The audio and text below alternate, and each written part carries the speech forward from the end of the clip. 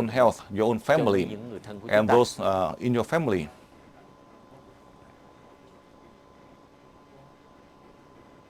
Ủa, rồi họ mà hỏi những lúc chân điện không à? Rồi, hỏi chứ đâu có cản trở gì đâu. Vì bây giờ thầy nói chuyện cho anh em nghe. Now let me share with you on the first day, on the second Bất day. cứ người nào anh chị em thương hay ghét cũng được. Any people you love or you hate, there's no problem. Trên bước đường của If chúng they ta block tiến hóa, your path hãy of cho rõ evolution, listen carefully. anh chị em thương hay ghét giống Whether you love or you hate, it is still the same. anh chị em hội nhập You merge thể con người được. to the object or to that person. Nếu họ làm tốt, If they do người right, tốt việc tốt, if they do the đúng positive nhiệm vụ way sứ mạng của họ thì with tiếp their tục mission, cuộc hành then they trình. continue on their journey. Nếu không đúng If nhiệm vụ not, sứ mạng của họ thì they họ do not từ chức. follow their mission, then they would resign. Nếu không đúng nhiệm vụ sứ mạng If của họ they're thì not họ phải following họ according to their mission, then they may leave you. You don't have to leave them. They themselves, they will leave you if they do not follow their own mission. So this time, you do not feel discouraged or sad, because for the sake of the world, not for the interest of the family or yourself. So more or less, do not ask why. How come you learn level 20? I teach you like this, and I have warned you already. Tại vì câu hỏi anh chị em vừa đưa Because ra through your question as you ask, bất cứ ai chặn đứng anyone cái who đường try to bước block tiến của your chúng ta, progress, anh chị em tiếp tục you hỗ trợ continue cho họ, to giúp đỡ merge họ. to them and help them. Họ có năng thì họ If they have the ability, chúng they ta, continue to block họ you. có khả năng If thì họ not, tự tách rời then chúng they ta would trước leave mọi you thức, mà in thức many bắt ways. chúng ta lại. I do not want to tell you in what way.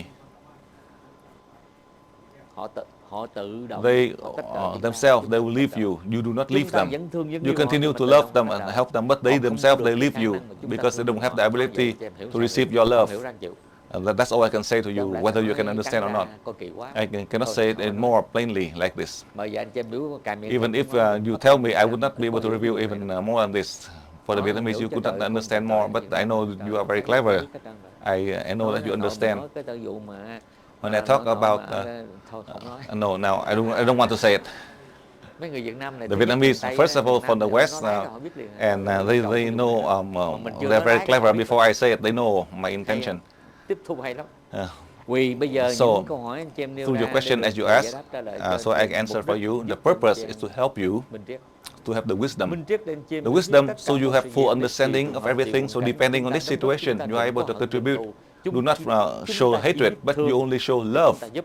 to help. Còn cái người đó được And chúng that ta person, thương whether không, they không được deserve thương your chúng love ta or not, or they receive your có love được or not, nhờ sự giúp đỡ của chúng ta không, or cái they đó receive không your help or phải not, của it is up to them, anh not chị em yours. đừng So don't worry about that. nhiệm vụ của thầy, Your nhiệm vụ mission, của my nhiệm vụ mission, chúng ta chỉ all of thương our và mission giúp. is to love, to help. Cái người mà giúp được hưởng Those nhiều hưởng that hoặc can không benefit hưởng, from cái your chuyện help của or ta your love, đừng có lo do lắng not là worry. cho That nó is không their được. own business, because you cannot worry Thế nói about kỳ này that. là có chiến sĩ vô danh So lo this rồi. time we have Mà the anh chị unknown em soldier là who chiến take sĩ care of vô that, danh and đó. you are the unknown Chưa nói soldier. đáng lẽ bữa chót của này nó hơi chút xíu. Perhaps I will say that more on the last day. Nói nhiều cái anh chị em mừng. If I say too much, you Mừng không feel được. so happy you are not able to learn. As I know in the 30 năm past, trước 30 mà vụ thầy years học ago, thầy mừng có học được. that, the deity Khi mà tell me mình when I muốn know đủ thứ trên I cái want quên. everything, and Không then chạy, không nhớ, I vụ forget này. the lesson Lo vụ because này. I Chưa was so tới happy with Thành all ra everything lại I từ received. từ, So từ I từ, slowly I'll từ reveal từ to đó, you on cái the này last biết cái day thầy nói cái before the này end, quan and trọng. I'll open, Mà reveal ngoan everything, học and it will be the end of the Chứ class, anh so chị you can thương quá, grasp. chị mừng quá, Now, chị if không có I được. reveal, then you'll be so Đó là glad you are tâm not sự able to của focus thầy. to learn. That Đó là is tâm my lý của thầy mentality cách 34 about năm về 34 years ago. Thầy học đạo là When không I có learned được. with Cái that đó same dạy cho mentality, thầy, the dạy cho deities thầy biết revealed cái to thầy me, cái mừng so I know ahead. học được. I was so Ngày glad đó, I was ông not dạy able không to được, focus. nhớ ngã không? He keep on Mình nói showing phải me one way, and I keep on thinking if I have this and have that. Hiện tại thì mình không nhớ. But as they reveal Mình to nhớ me chuyện the có present, I do not. I keep Đó on là thinking những of bài the học mà future. thầy muốn So chia these are sẻ the lessons I want to kinh nghiệm của share thầy. with you with my Với anh experience. chị em, để anh chị em có cơ hội So you have the tiến hóa. opportunity to learn and you can progress. Vì bây giờ phần kế So tiếp, now, 3 người bên Thái Lan đưa câu three hỏi. person Bắt in đầu. Thailand, you can ask now. In Thailand.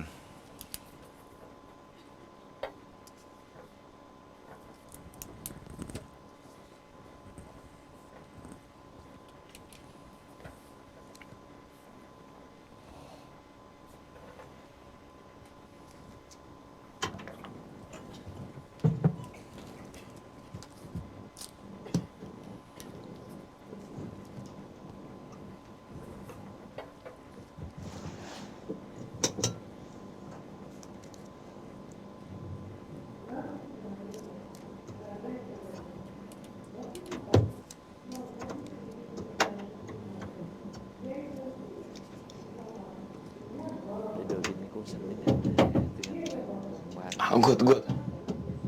Good. Dear Master, I have two questions. You told us that material world is illusory world, that during the times of Atlantis, people were different, they were transparent. Does it mean, dear Master, that when people were co-creators with God, they were together with Him, but when they fell down, they created a false world, and that now to change that wrong world, we need transformation, and those changes that would take place are only tragedy only for those who are seeing the world wrong way. It is possible that for the universe we are like a tumor, like a cancer tumor in the organism, and any healthy organism doesn't want to have a tumor in it. It tries to push away tumor, get rid of the tumor. That is my first question. Second question, you told us that your soul came from far away. Does that mean, dear Master, that your soul came from the truth, whilst we are in that circle of samsara, in the circle of illusion? Thank you very much, dear Master.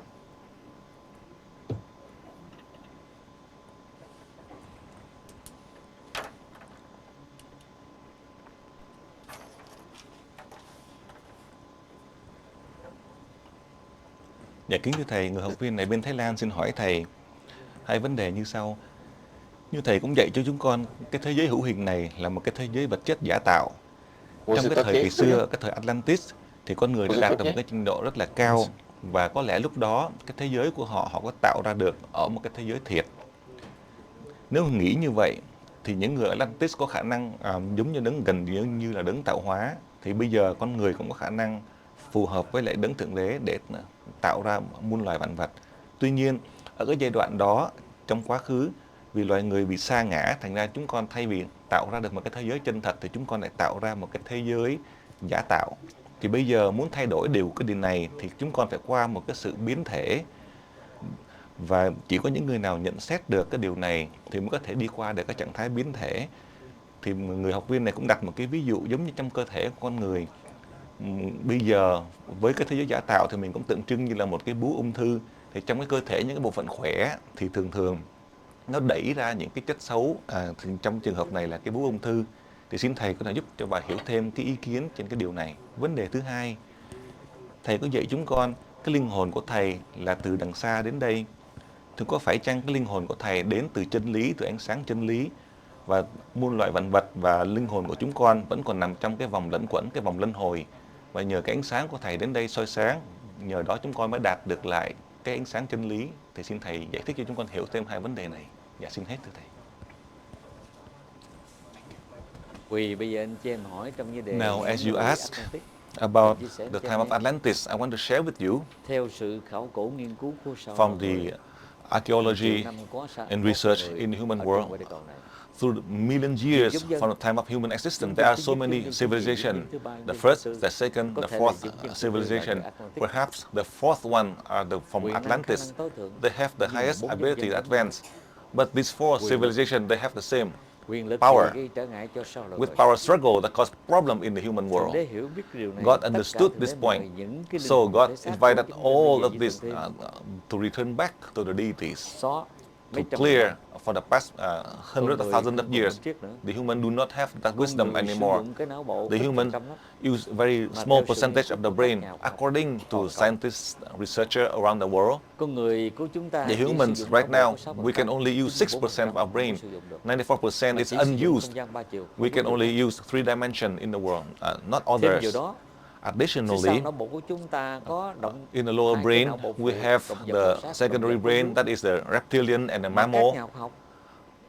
The scientists have researched for the past 4 decades. They only knew about that in the recent 4 decades.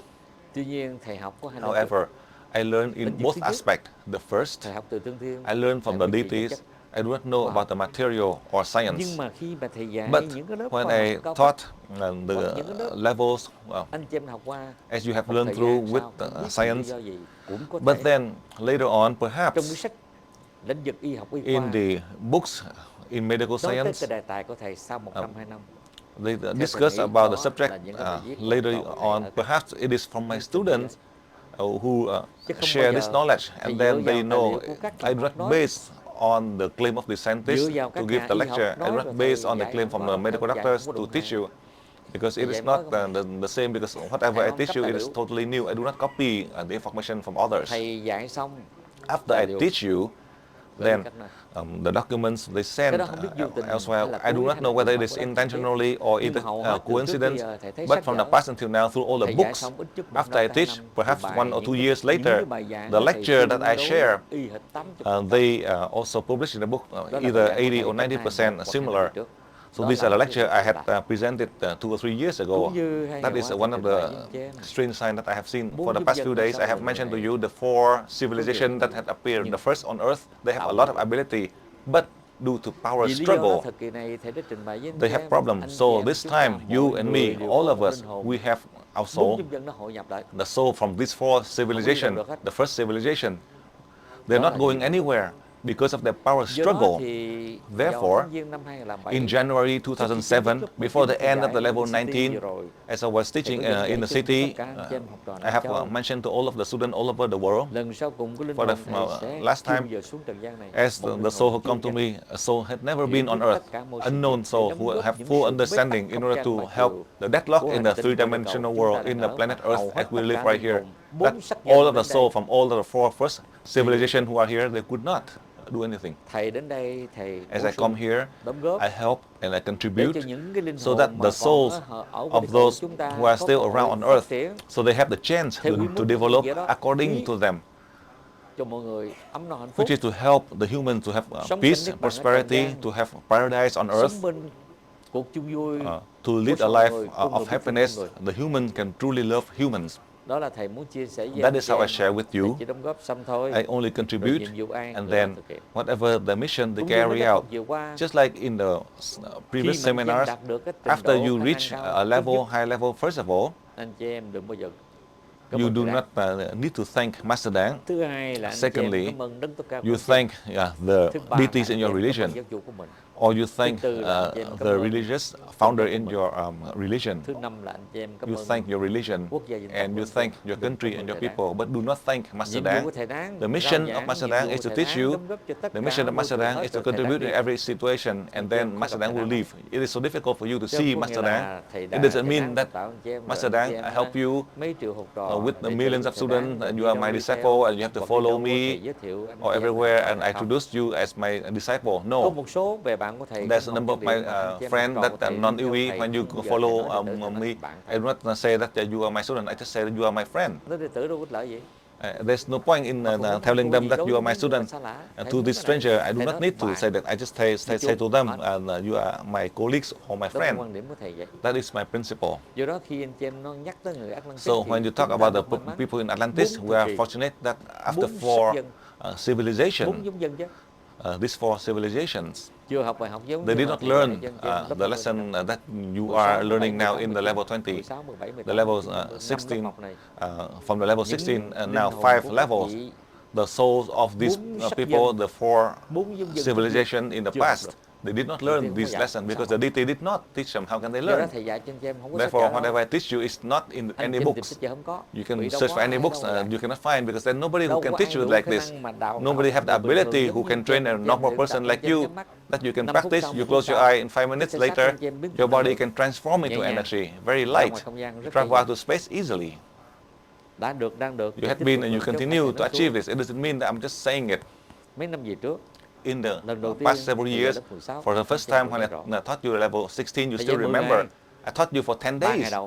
For the first 3 days, I let you practice during the class. During the time of the seminar, you practice. At night, you see the result immediately. Only after 3 days. Before the end of the seminar, and as I allow you to practice, in 3 days, you apply and you've seen the result. That is through your knowledge. And this result, it is not just ordinary people. The deities are very clever to choose those who are capable, the scholars, the scientists, the medical doctors,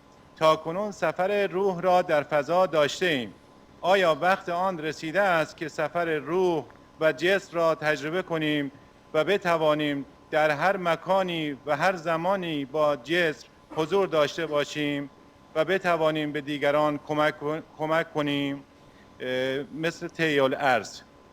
در مورد افزایش آب چاه‌های کم آب و حتی قبل از کندن چاه چطوری تشخیص محل آب زیرزمینی را بدهیم؟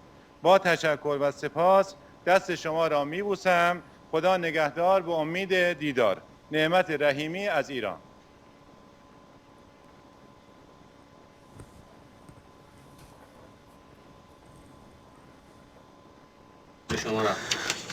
Dear Master, dear Dr. Teresa, I am grateful to God for being here, along with my other UE brothers and sisters. 1, 2, 1, 2. Can you hear me? Yes, I still hear you. All right. I repeat, probably, I think people, they did not hear it here. You got it? All right. Dear Master, dear Dr. Teresa, I am grateful to God for allowing me to be here along with my other UE brothers and sisters. I would like to thank all the people who have helped us to organize these seminars here, and also all the translators. I thank on behalf of all Iranians and all students here. 2 questions this student has, Master. The first one, so far our soul has been traveling to space in many times. Is this the time that we can prepare ourselves so that we can experience the traveling of body and soul together, or is not the time yet, or is it being able to be anywhere at any time in order to help mankind? So he's asking whether it is a time for the soul to travel together with the body and experience this traveling through the body. The second, in regards to increasing the water amount of the well, Master, how can we recognize and find the underground water sources so that we can fulfill our mission? Thank you very much. I kiss your hands. Hope to see you in person. My name, Neemat Rahimi. Thank you, Master.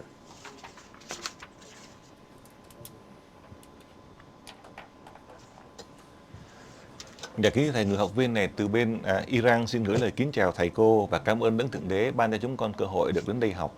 Sau đây là 2 câu hỏi. Câu hỏi thứ nhất, về vấn đề cái linh hồn của chúng con đã bao nhiêu lần đến bây giờ tập để ra ngoài không gian, thì có phải chăng bây giờ là cái thời điểm mà chúng con có khả năng cảm nhận được khi linh hồn và thể xác của mình cùng một lúc đi làm không gian, hay là có lẽ bây giờ chưa đúng lúc? Ý của ông này muốn hỏi là bây giờ có phải là cái lúc mà chúng con có khả năng để tập để rồi linh hồn lẫn thể xác có thể đi qua được một cái nơi nào khác hay không, để giúp cho mọi người, ví dụ như những cái nơi thiên tai địa ách chẳng hạn, thì bây giờ có phải là lúc mà chúng con có thể thực tập được và thực hiện được cái việc này hay không? Vấn đề thứ hai, như thầy có dạy chúng con cái khả năng để chúng con có thể kiếm được những cái nguồn nước, những cái mạch nước để giúp cho ví dụ như là cái giếng nước của mình chẳng hạn, thì xin thầy có nói dạy chúng con hiểu thêm cái công thức đó ở cái lớp này. Và sau hết là người học viên này cũng mong có dịp nào đó được gặp trực tiếp với thầy. Dạ xin hết thưa thầy. Vì bây giờ anh chị em được thầy trả lời anh chị em nha. Now let me answer for you. Nou, ik zal het u beantwoorden. Holland, mute. Ik hoor mezelf. Alo. Holland, mute. Okay, thanks. Vì bây giờ thầy giải thích cho anh chị Now let em. me explain for you. Khi mà bất cứ nơi nào có xảy ra Anywhere when they have a disaster, you merge to that area. In a way, your soul will be there. If you wish to come there, it's so easy. Tập đi. You practice. Nhắm mắt lại. You close your eyes. Tập cầu nguyện đi. You pray. Then your body and your soul will come there. Perhaps half an hour or several hours. At that time, you are completely unconscious. You totally lose all the sensation of your body. If you wish, you can. Thực tập ngay bây giờ. You practice starting from Sau now. lớp học này. After the Chắc class, chắn anh chị em sẽ for có nhiều sure, điều kiện. you have many opportunity and the time so you can do this if you wish. I do not force you to do it. Anywhere.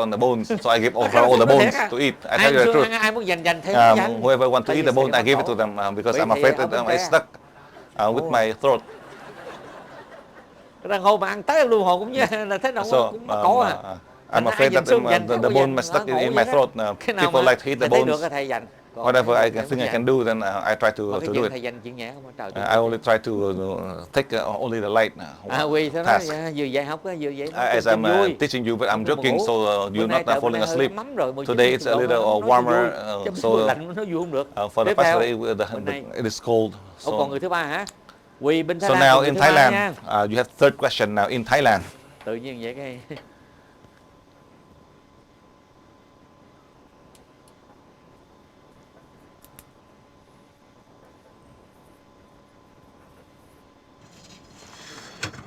Well, this is going to be a long translation, so I hope you be patient with me and Tell him to go slowly so you can. Shall I go, or you want me? Do you want me do it simultaneously, or you want me wait for him to finish? If he can go Guru, slowly, would you- if he can go slowly, you can follow slowly. We can try. Okay.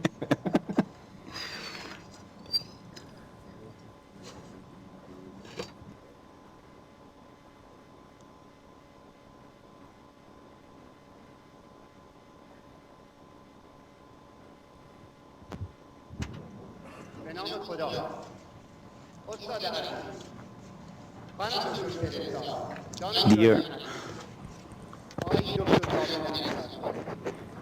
I would be on the floor, so I'm going to translate later. انرژی دادن از راه دور و نزدیک و ژنتیکی است. استاد در این 10 سال گذشته بیماران زیادی را انرژی دادم و بیشتر وقتم صرف این راه کردم. بعد از لول 19 که به ایران برگشتم، شخصی که به بیماری نفرتیک سندروم که سبب نارسایی و از کار افتادن کلیه ها می باشد با رنگی زرد و صورتی پف کرده که حتی قادر به راه رفتن نبود به من مراجعه کرد. پدر وی با همین بیماری در سن 39 سالگی و خواهر وی در سن 23 سالگی فوت کرده اند. کراتین خون وی 5.8 بوده که بیشتر پزشکان گفتند حدود 6 ماه دیگر با این کلیه ها می توانید زندگی کنید و چون بیماری ژنتیکی است ممکن است کمتر هم باشد.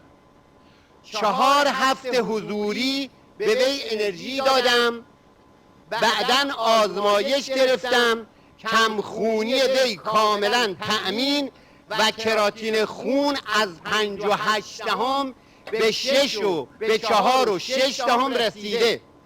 بعد از 8 هفته حدود 2 ماه کراتین به 3.8 رسیده که آزمایش آن موجود است.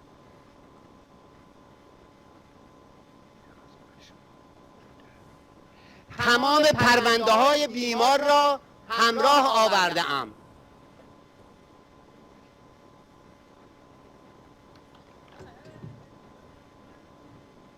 اگر میخواستم تمام پرونده‌های بیماران را همراه خود بیاورم مقدور نبود. آب دریا را اگر نتوان کشید پس به قدر تشنگی باید چشید. همین یک پرونده بس است. پس نتیجه میگیریم که کلیه های از دست رفته و ژنتیکی هم میشود معالجه کرد. حالا اصل موضوع این که بعد از 2 ماه انرژی حضوری قطع کردم و 2 ماه از راه دور انرژی دادم. تجربه‌ای که من دارم انرژی حضوری مؤثرتر است. لطفاً تکنیک های لول 20 را آهسته بفرمایید که بتوانیم بنویسیم و این که با شما یکی شویم یعنی نور الهی از سر شما به چاکرای 6 شما و از اونجا به چاکرای 6 خود بفرستیم. با تشکر، حسین هستم از ایران.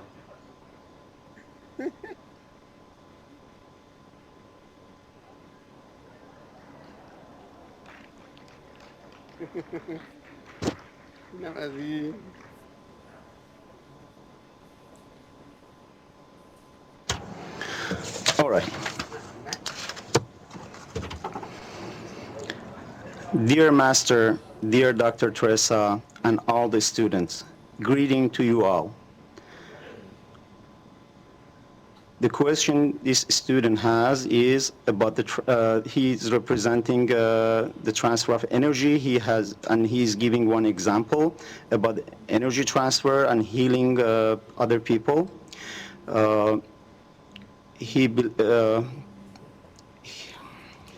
People with the genetic problems from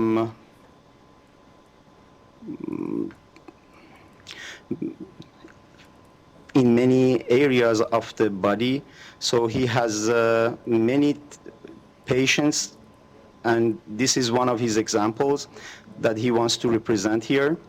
Master, during the past 10 years, I have treated many people using the UE techniques. After attending level 19, when I returned to Iran, I met a person who was suffering from nephrotic syndrome, which disables the kidneys. He had yellow skin and puffy face. When he came to me, he also could not walk. This problem, they said, it is genetic. So in his family, he has lost father and one sister from the same disease. The level of keratin in his level was 5.8 when he came to meet me. And I start transferring energy to this person for 6 months. And they told him that this disease that he has is genetic. So he could have died, he could die within months. So 4 weeks later, I transferred energy by hand. And he went to the test. So the level of keratin in his blood reduced to 4.6. After 8 weeks, he was so happy, and I continued. 2 months later, the blood test he ran, the level of keratin reduced to 3.8. I have all the documents and all the test results here with me, Master. I have many cases like this, but I believe one should be enough and represents all in my cases. So I believe we can heal disabled kidneys and genetic diseases as well. Even after I stopped transferring energy to this person, the keratin level remained low. Why is it that my treatment works better, Master, when I visit these patients rather than from distance? Please help me on this. The next one. Please, when you are giving us the new level 20 techniques, could you please slow down so that the translators can translate so that we can take good notes, Master? Because we have many problems in our notes. My name is Hossein from Iran, and I would like to see if I understood this correctly. If I want to be one with you, does that mean that the light comes from the heaven to your chakra 7 and comes from your chakra 6 out, and I would receive it by my chakra 6? Is this correct? Did I understood you well, Master? Thank you.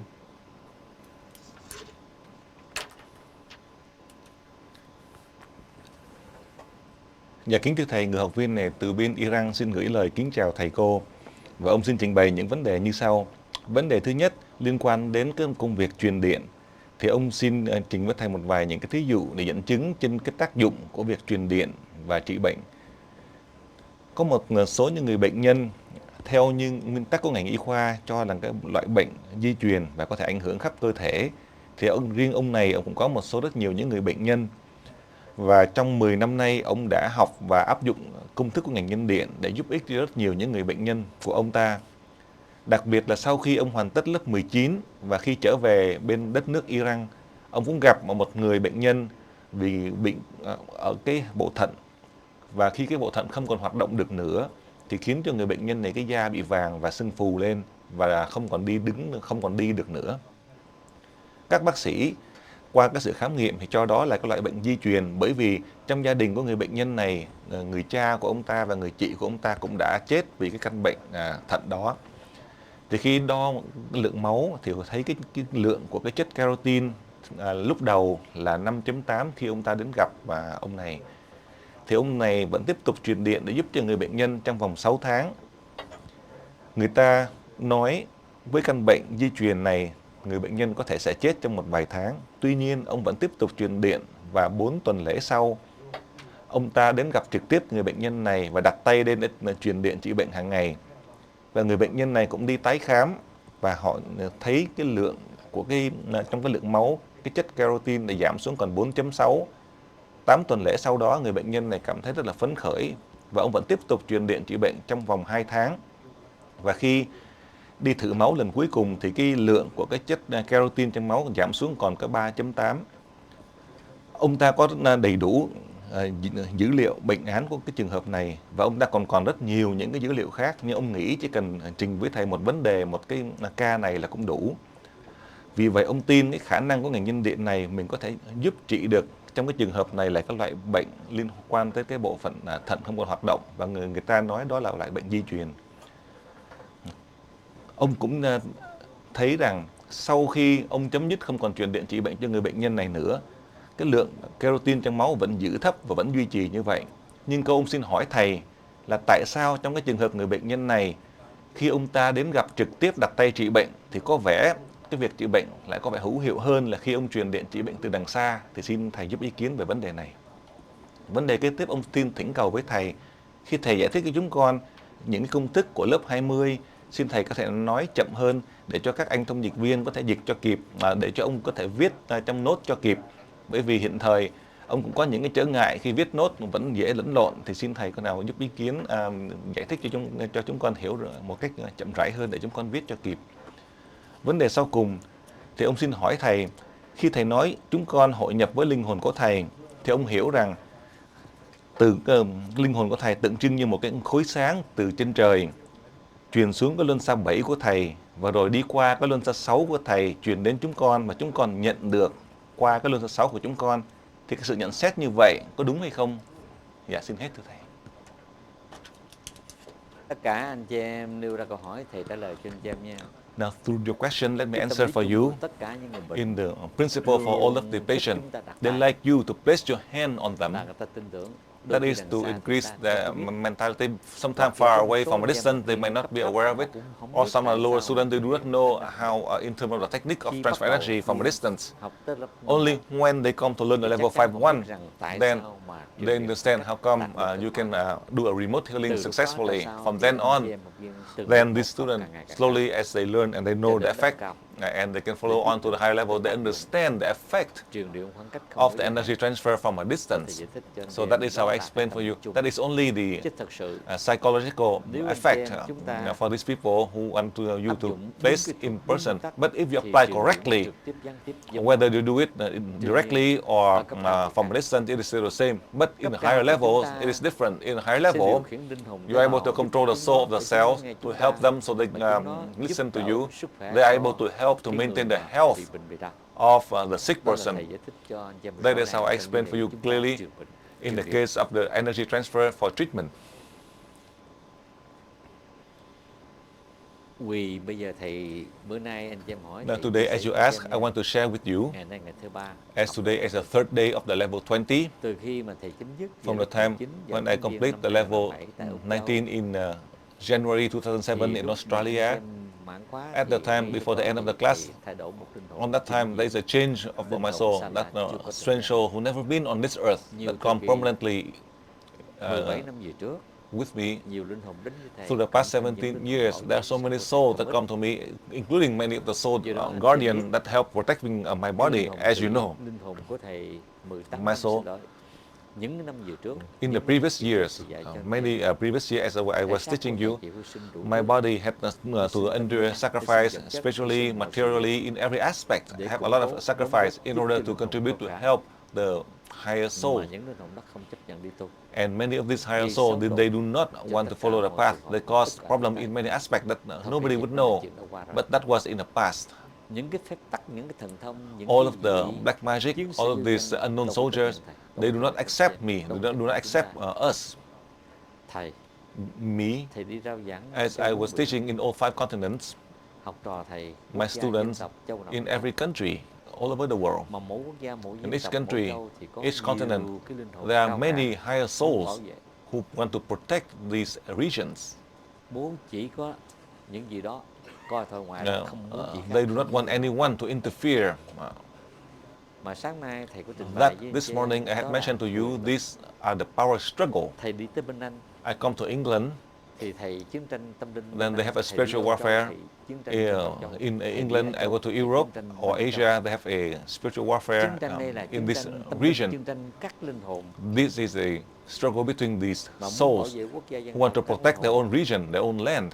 muốn tạo quyền lực mà không Because of muốn their linh power hồn struggle, đó. they do not want anyone to interfere with Thầy them. xuôi tay, thầy chấp nhận. So I accept. Thầy nói linh hồn. I thầy said tới đây that thì I thầy just không only muốn come chấp here nhận. to help. I do not want to harm anyone. Anh chỉ biết thầy đi tới Ai You Cập know, when I come to Asia, thì có một chiến tranh tâm linh. there is chính a thầy, spiritual cái linh hồn battle đánh thầy that sát this xuống soul rồi thầy nói thôi. almost Đúng là defeated số. me. Thầy So đi I tới said Ai that Cập, it is thầy my chấp nhận. fate. I accept to die Bởi there linh in hồn Asia. tình nguyện xuống Because dưới my thầy soul đóng góp giúp volunteered to come down here to mà help bây all giờ the souls to đến đây, evolve. But if I come mấy người here, đánh thầy chấp nhận and if vậy. they defeated me, then Khi I will thầy accept buông to tay, die. thầy The chấp moment nhận I accept to die, linh hồn đó tan đi. then this soul would Thầy leave. trở lại vị thế cũ. I return back to Bốn my trường hợp original vô cùng state. quan trọng. So these four Âu very Châu, important ba issues. trường hợp. In Asia, 3 Một, hai, cases. ba. Ở Âu Châu 4 trường hợp, Á Châu 1 trường hợp. And Nam in một Europe, Tất cả and là in 6 trường hợp. Asia, Đến there với are thầy. 6 cases Trong that suốt happened quá to trình me. mà thầy tu học Through xong, my 34 years of learning, there were rồi thầy cố four gắng trách nhiệm major bây giờ, thầy struggle có tức tối to không? see if I feel hatred or I Thầy feel có ra thù discouraged không? or do I Thầy retaliate or muốn not, tạo quyền lực không? or do I Có. want to hold the power Thầy or xác not. nhận thầy có chứ. I Năm tell you trước that thầy I có did. tạo I quyền have. lực. 5 years ago, I want to have the power. I tell you the Tạo truth. quyền lực để thầy thôn To tính have hết. the power so that I can control all of them. Meaning, Tạo lực ai cũng to phải have the nghe power thầy so để that thầy all of đi them, rao they giảng, are thầy listening cho to me người so that I tạo can quyền lực teach thành a vua. aspect of teaching. It's not to be a king, Tới sành làm chính trị không? to do a politics. No. Thầy muốn có một cái I quyền want lực to have a để power giúp con người. so I can help Nhưng people, không. but then I could not succeed. Cái đó là không phải It is not that có quyền lực mà anh chị to have the power, then we can do it. mà những cái điều đó thì các đấng These are the này conditions. The deity did not reveal to me. khi Only thì when dạy trên lớp 19 I taught you the level 19 in January cái 2007, linh hồn mới đến the với new thầy. soul came to Từ me. đây là vĩnh viễn không From có now, thay đổi. permanently, Linh hồn it sa never đà, changed. bây giờ This thầy new cho soul thầy nghe. who explained to Tại me sao, tại sao, tại sao? why and why Những and cái why. tại sao đó All of thì these hôm whys nay that now qua câu today, hỏi trình bày của through anh the em, question that you ask, thì thầy sẽ không bao giờ có mặt cái linh hồn thầy không bao my giờ soul mà would những never gì- appear. những cái giống dân But đầu tiên tới the soul from the first còn bên trước giác ngộ rất rõ. civilization, Chỉ có một điểm, they are very highly advanced. ba giống dân đi đầu These chúng ta luôn luôn first 3 civilizations, they also tạo lực have cho problem một khu vực. for power. They kept the power for Mà one công việc đó region, là phải thắng tất cả mọi and they người. want to conquer Đó là others. lầm của dân And loại. that is a mistake of the humankind in the past. Họ tạo quyền lực thì ít có With the tình thương. power, we don't have love. Bất cứ quyền lực nào Any type of rồi từ power dõi struggle, tới suốt cái lịch trình then through all the journeys, trong 25 thế kỷ vừa qua, after the 25 centuries until now, the last time Buddha, Christ, Mohammed, many of the religious founders who were here in the 25 centuries until now, they have proven không có quyền lực bị that chết. Rồi các vị with powers they are do chủ chết. killed. Rồi tiếp tục And then ở các continue châu on biển Ai in cũng all có 5 quyền lực. continents. Many people, they want Quyền lực power, để bảo vệ. power to protect Chúng ta- themselves, to Mà bảo protect vệ chúng ta ourselves. thì chắc chắn And mấy for cái sure, nhà khác to phải protect bị ourselves, phạt. then we have to Trong suốt 25 thị harm others. trong suốt 25 thế kỷ. For the past Không có 25 chiến tranh centuries, tâm linh, we do not nhưng have mà the chiến spiritual tranh con người warfare, với con but người. we have the physical Due to war quyền lực. due to the power Mà các struggle đấng không có dạy, không cho that quyền the deities did not teach us những to cái have quyền power lực struggle. mà hàng chục triệu về năm về The trước. powers that they had Thiên mời về millions of years ago, these souls are invited Do đó to thầy return sống back to ở the thế kỷ deities. 20 để chuẩn bị So cho now thế I kỷ come to live in the 20th Trước kia century to thì prepare for the mình đã 21st tiên century. linh hồn thầy In the cũng past, I tell you the truth, my soul is still low. Just I Vì tell lý you do the thầy truth. muốn tạo quyền lực. For that Mục reason, đích I của want to thầy, have mục đích của power. thầy là muốn my purpose, the power to be able to spread the teaching so people would not have any problems, so I can teach smoothly, but I could not. Until the year 2007, I know about the power of struggle, whether I can teach smoothly or with opposition. So now we are able to apply smoothly in order to help many people without causing hatred or grudges. That is, we are the unknown soldier to contribute, to help, so that the humankind will have wisdom and enlightenment. My explanation on this point, you listen carefully. And in the next few days, you continue to learn to have more wisdom and enlightenment in order to help others to have the same level of wisdom and enlightenment like us. That is 1,541 of you. You have tried to apply this point that I had presented to you in this level 20. Now in Australia, you have 3 questions. From Africa. Doctor, Africa after Margaret, okay?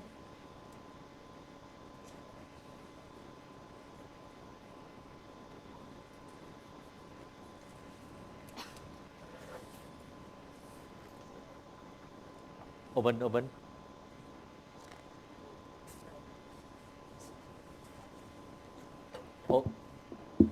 Oh, yeah.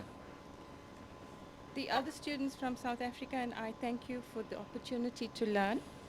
My first question is related to the application of level 20 technique. In the basic level, there is a technique to transfer energy to people who have malaria. Malaria is a parasite. However, in the higher levels, you have told us not to transfer energy to people who have parasites. Many people in Africa are inflicted with parasites, even those who have AIDS. It is very difficult to know who has and who does not have parasites. Is there a technique at this level to get rid of these parasites? The second question is on page 5 of the techniques that you've given us. The rice porridge, which is added to the water and the sugar and the salt. What does Master mean when you say cook the rice porridge and make it like a powder? Thank you, Master.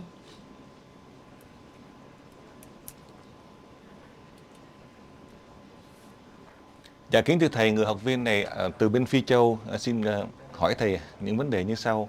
Vấn đề thứ nhất là về công thức của lớp 20 này.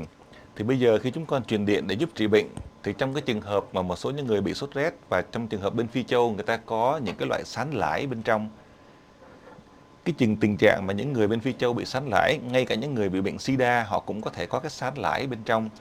Như thầy có dạy những cái lớp trước thì chúng con không có thể nào truyền điện, bởi vì khi truyền điện như vậy thì chúng con cũng giúp những con sán lải nó tăng trưởng. Thì bây giờ với công thức của lớp 20 này, có cách nào chúng con có thể hóa giải được cái tình trạng những người bị sán lải hay không? Vấn đề thứ hai, trong cái trang thứ 5 ở cái tài liệu thầy có trình bày một vấn đề, và xin thầy có thể giải thích cho chúng con hiểu rõ. Đó là cái trường hợp khi chúng con làm cái nước ấm nhân điện thì chúng con phải nấu gạo cho thành cháo và rồi tán nhuyễn cho thành bột. Thì xin thầy có thể giúp cho bà hiểu thêm công thức làm như vậy như thế nào. Dạ xin hết thưa thầy.